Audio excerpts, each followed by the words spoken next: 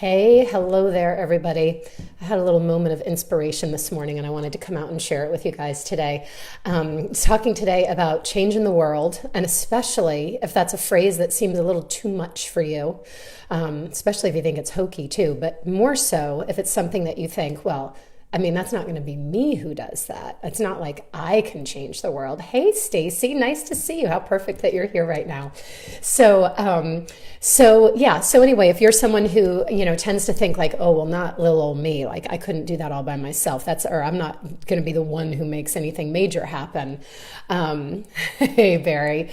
Anyway, that's what we're going to be getting into. So I've only got a few minutes today. I got to leave to get my daughter for an appointment. And so I've got myself on a bit of a time crunch today. So I'm going to try to be as concise as I can with this. Hey, boy, I see all kinds of folks hopping on. Looks like this is a good time to go live. So glad to see you guys here. All right, so first, super quick intro for those of you who may not know me. My name is Spencer Snakard, and I'm a mindset coach for purpose-driven entrepreneurs here to make massive impact and, yes, even change the world, and to help you break free from any blocks or barriers to your success so that you can freely and fully create the business and life of your dreams, and one where you get to live in full expression of who you are and what you're here for, and go make it happen, baby. All right, so talking today about this idea of changing the world, and this came up in some market research interviews that I recently did, where I asked people things like, tell me about your purpose and what you think you're here for, and I asked a number of people, does like change the world or anything like that, does it occur for you that way? And I was surprised how many people kind of poo-pooed it and said, oh, no, not really like that, or maybe I'm part of that, but I don't really see that as being my role per se. And I thought it was really interesting. It's interesting. Some other things, not about changing the world, but some other things have come up recently that seemed so similar to me with the connection that I thought, I want to really reframe this and make this connection here. I want to challenge you to think for a moment that perhaps it's not that you don't want to change the world, or that you don't want to be part of some massive impact, transformation, global shift in consciousness, or something that may be happening, which, by the way, is changing the world. So I don't think it's that you don't want to be part of that. I suspect it's more that you think you can't make that happen. Like that you're not big enough, you're not great enough, you're not magnificent enough to make that happen. And I want to really challenge that and say, who are you not to be? For starters, that's my first question. Who are you not? How is it that you wouldn't be able to do that? I think a lot of times, we look to people like Martin Luther King or Gandhi or Mother Teresa or someone like that, and we think, well, that's not me. Or we think, well, shoot, I drop F-bombs when nobody's looking. I drop F-bombs even when people are looking. And I was all about me the other day. Like, I'm not this total selfless leader who's here to change the world. I don't know if Mother Teresa dropped F-bombs, but I'm going to bet some of these other people weren't quite as angelic as we think they are. They were human too.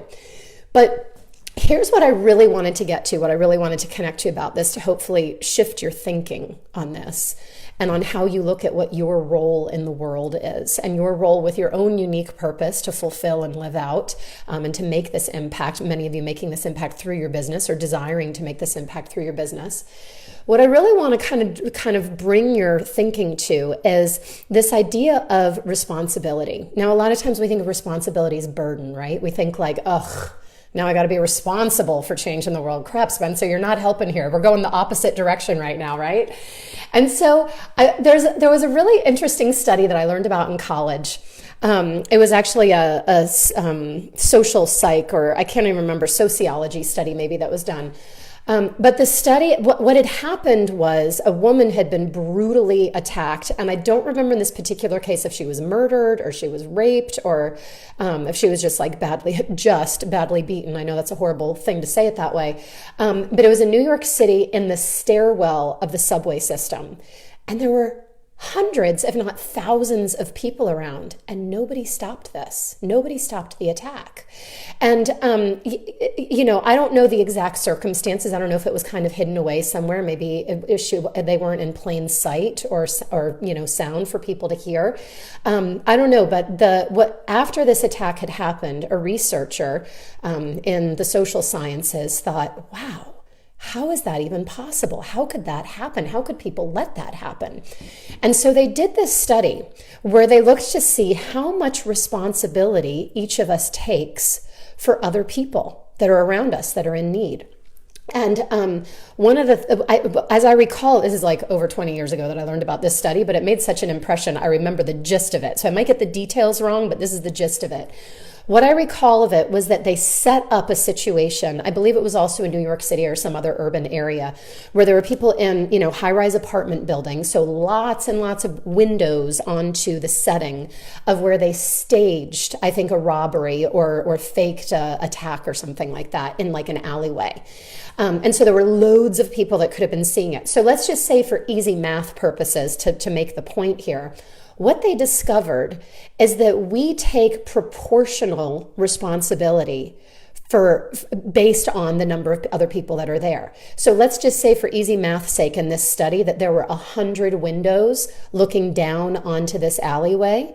And maybe it was a time of day, maybe it was like a weekend or something when people were maybe assuming like, oh, there's a lot of other people here. All 100 of us are looking down on this same thing. That people would take 1/100th the responsibility to go save the person down in the alleyway who's being attacked. And you can maybe this will really sink in when you look at the flip side of this. Think about stories you've heard of things like people are, someone is lost in the wilderness and out hiking on a mountain and happens upon the one other person, like they thought they were all alone on the mountain. Here's my reminder, I need to leave in like 2 minutes. They're going along their way on the mountain. They happen upon someone who's got a busted leg or something, and or has been attacked by a bear or whatever, for whatever reason can't get themselves back down the mountain. And you hear these stories of people that will literally throw a stranger over their shoulder and carry them down the mountain in 3 feet of snow or whatever it is to get them to safety, because they know I'm all this person's got. And so they take 100% responsibility to save the person, to make the difference for that person, because there ain't nobody else. There's nobody else coming. And so I find it so fascinating. I was thinking about this morning as far as this idea of like, oh no, I'm not here to change the world. Is that I think, a lot of it ties to this idea of how much responsibility are we taking? How much responsibility really are you taking for who you are and for what you're here to do, for the mark that you're here to make in the world? And really, like I tell you guys, I nerd out on this stuff, and I totally do. I was thinking even like, here we are on a social media platform right now. This is where I'm doing this, is on Facebook. Stacy's saying, oh my gosh, this is too good. Hitting me in my gut. Yay. Stacy, this totally relates. Stacy and I were talking the other day about, I'm just going to fill other people in. Stacy and I were talking the other day about like what you're here for, what God has made you for, what your divine assignment is. People are waiting for you to fulfill that. Your people are waiting for you to fulfill that. You don't need to fulfill it with all however many billions and billions and billions of people there are on the planet right now. But there are people that you are here to impact, that you are here to make a difference with, and they are waiting for you. And if you take, I'm not saying you should or you need to or you have to or you're a bad person if you don't take 100% responsibility.